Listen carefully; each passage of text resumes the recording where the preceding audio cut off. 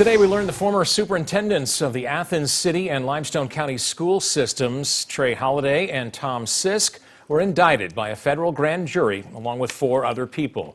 All 6 are charged with conspiracy. Those charges stem from alleged misappropriation of school funds. WAY 31's Megan Reyna breaks down the indictment and why federal and state agencies say this is just the first step in holding those who violated the public trust accountable. I'm sorry to see today that what we see is a breaking of that trust. The U.S. Attorney's Office, the FBI, U.S. Department of Education, and Alabama State Department of Education all involved in a more than 2-year investigation into an alleged scheme ultimately stealing money from taxpayers. It took place from 2016 to 2018. Investigators interviewed more than 200 people to gather evidence. Trey Holliday was indicted on more than 100 counts of fraud, including wire fraud and falsifying private student information.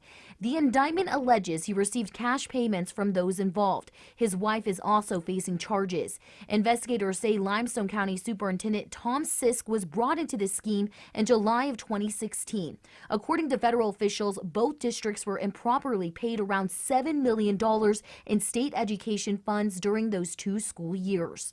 So, how did they do it?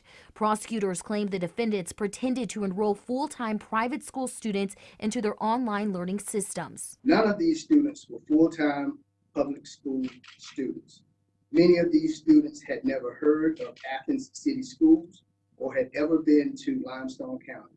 These private schools scattered across the state. While the indictment claims private school officials involved did not profit from this scheme, their schools and students did receive access to educational tools and equipment. To keep this fraud from being brought to light, the defendants went as far as to create fake report cards, transcripts, and even home addresses and report those to the State Department of Education.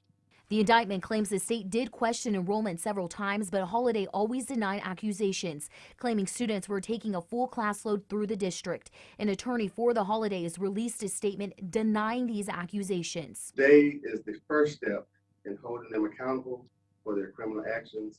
Limestone County Schools did release a statement regarding this indictment. They emphasized the fact that no current employee is involved in this investigation, but said they are working to become more transparent in the future.